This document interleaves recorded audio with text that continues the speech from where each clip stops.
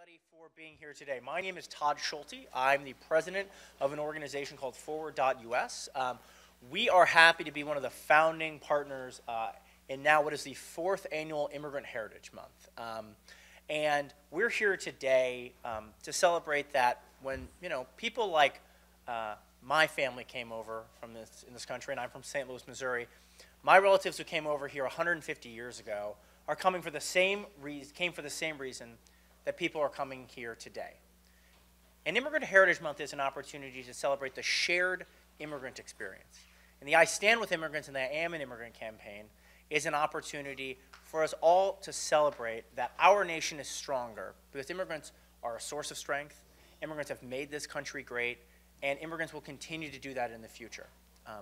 So it's great to be in San Francisco, a city that has really been defined by different generations of immigrants coming, a city that has welcomed immigrants, that has led the way, a city that has fought to, in recent years, been an incredibly welcoming city. And there's no one who has done more to that than the mayor, and it is my honor, and I will quickly hand it over to Mayor Lee, and I want to thank you for being here, and more than that, I want to thank you for being a tireless champion for immigrants and being a wonderful, welcoming city for immigrants. So, sir, thank you so much for coming. Thank you.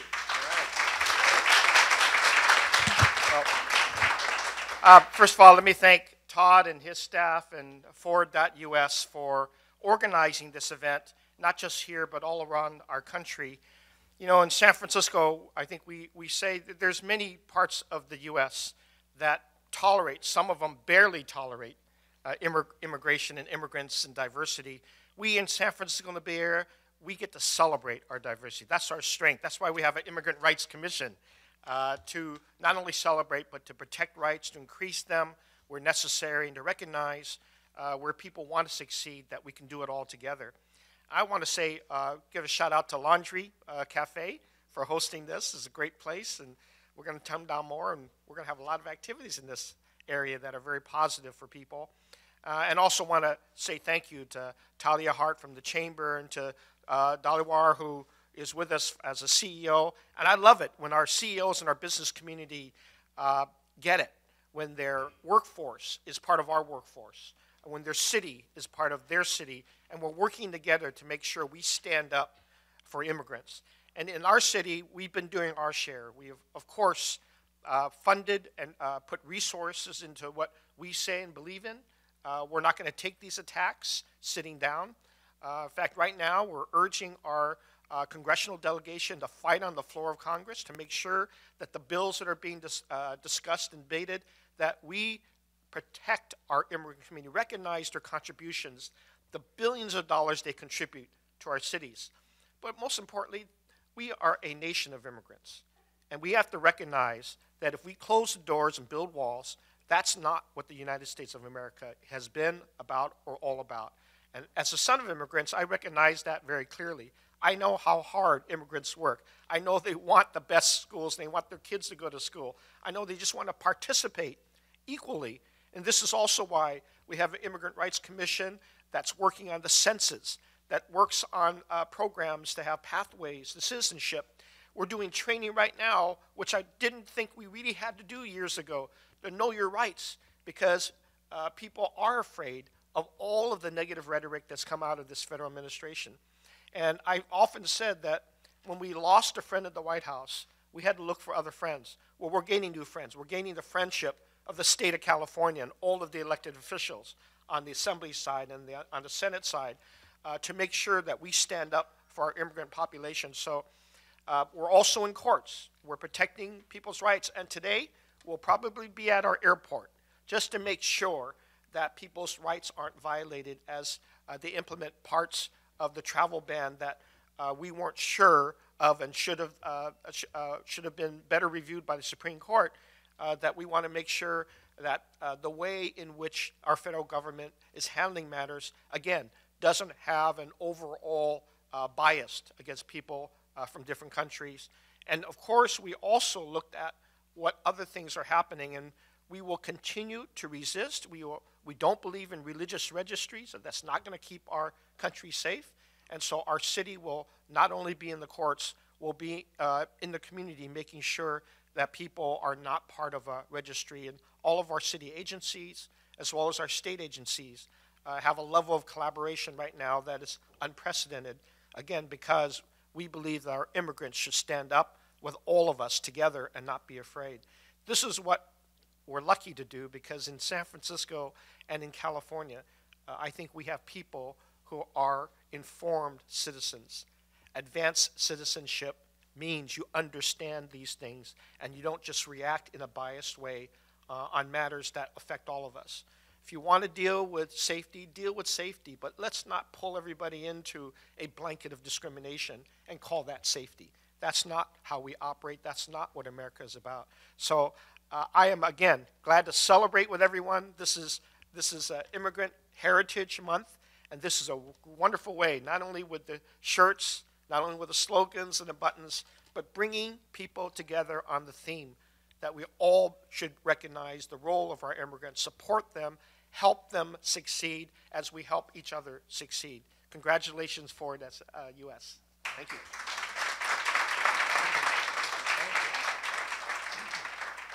Well, and I do just want to thank you and commend you and your terrific office again for setting an example for the entire country. And as a national organization, we so often hear people saying, what can I do better? And to be a leader across the country on this is so important, not just for the people here, but the people of the country. So thank you.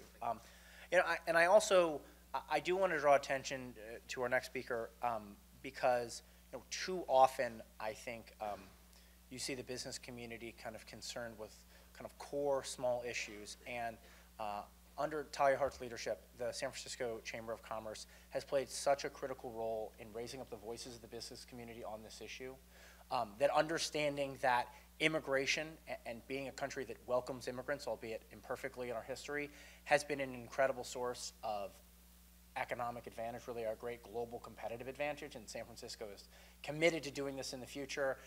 And whether that's helping small business owners, whether it's helping the fastest growing businesses in the world here, so many of those are started by immigrants and the children of immigrants. And so thank you for your leadership, and thank you for being here this morning. So. Just move that over a tad. Can everyone hear okay? Thank you, of course, to Todd, the mayor, and it's so great to be here with you as well. This is an incredibly great day to celebrate, especially for the business community. I have no idea if people understand the role and the impact that immigrants have on the workforce. And it's incredible. The numbers are really high. You would be surprised to know how many people that you work with, live by, those types of things, that are immigrants. So I want to thank particularly Ford US and Mayor Lee, who's a shining example of what we have in terms of immigration in this country and how you become a true leader. So thank you both for having us today. We celebrate today the many immigrant jobs and job creators who are here in this room with us and will continue to make incredible contributions to our economic vitality in our city. It's critical that we keep immigrants here to keep maintaining our talent and being at the forefront of this here in San Francisco and our economic future. There's an estimated 240,000 undocumented residents living within the Bay Area, and San Francisco is a huge part of that, obviously. The vast majority of these individuals are holding jobs and doing work that makes our economy efficient, and it's work that we depend on. The ambiguity over their legal status can sometimes be very frustrating and stressful for the employee, the employers, and their families.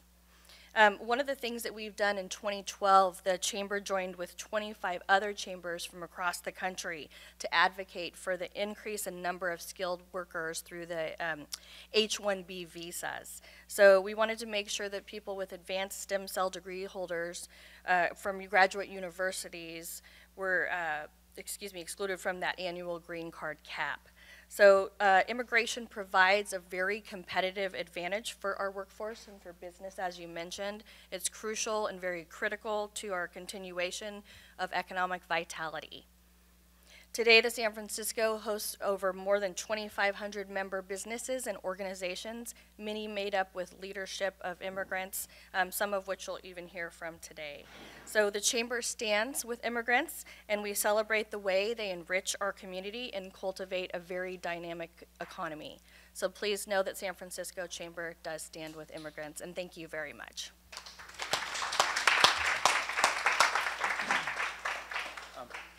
Well, so I always think it's important that people have the opportunity to hear from someone who has gone through our broken immigration system personally.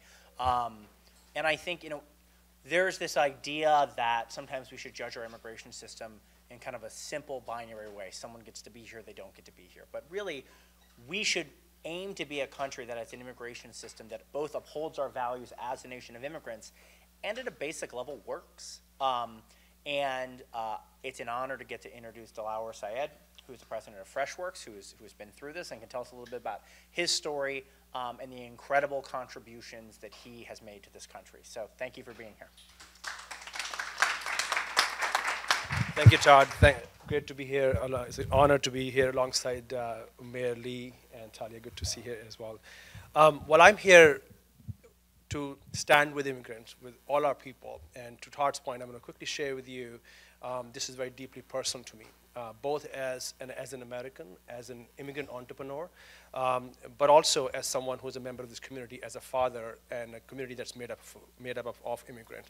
I came to the United States 26 years ago, more than half my life, so I'm dating myself in terms of my age. And I came on a student visa as an international student. And after I finished my undergrad in computer science and economics, STEM field, from University of Texas, I spent almost a decade, if not more, going through various processes, various statuses of our broken immigration system, something that I know Forward and others have been very, very focused on fixing. So I've seen firsthand what you go through, what uncertainty it sort of creates in your life, even as you are doing things that you know that people around you need, that this economy needs, this country needs. And as a future American, you want to get going quickly.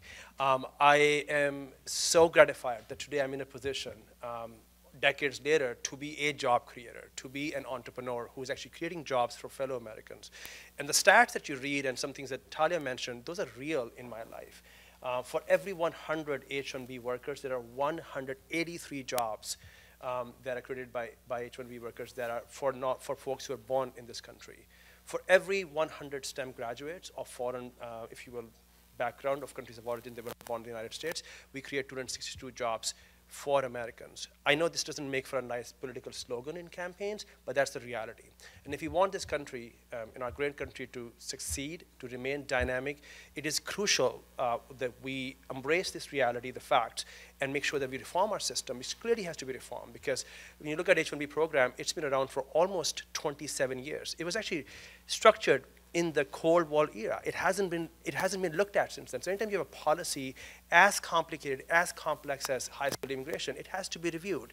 So if we become more functional in Washington, D.C., and start working with partners like Forward and others to look at stuff and make sure we fix things that are not working as intended, but ensure focus on things that are working, we can make sure that the impact, some of the impact that I shared with you, can truly be scaled for the entire economy.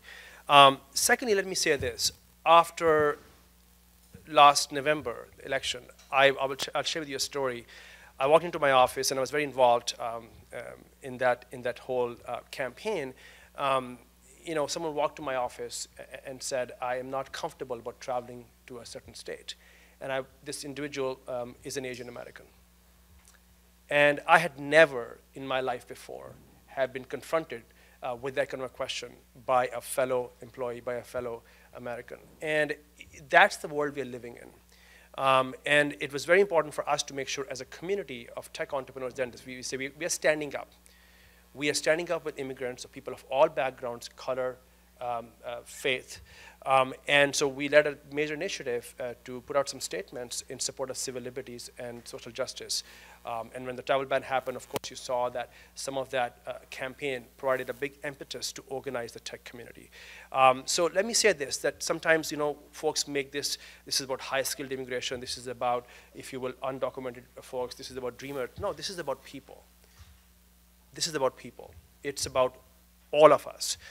So where I work, the teams that I run, they are made of product managers and developers and service workers and folks who are helping keep our facilities run. They're all our people, and they're as dear to me as an entrepreneur, as a leader, as anyone else who might be coding. So sometimes I think we have to be very careful not to be framed this as somehow silos, but rather it's really a discussion about our community, about our people. Because at the end of the day, as a dad, I see all our communities using the same playground, same school systems to raise their families.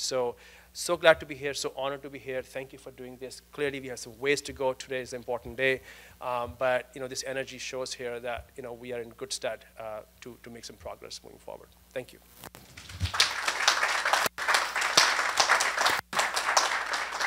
Well, I want to thank everybody for coming. We're going to be opening up the doors in a couple hours here, so I assume if it's like what we've done in other cities, we're going to have a great line of people who are coming in to get T-shirts and get their photos taken.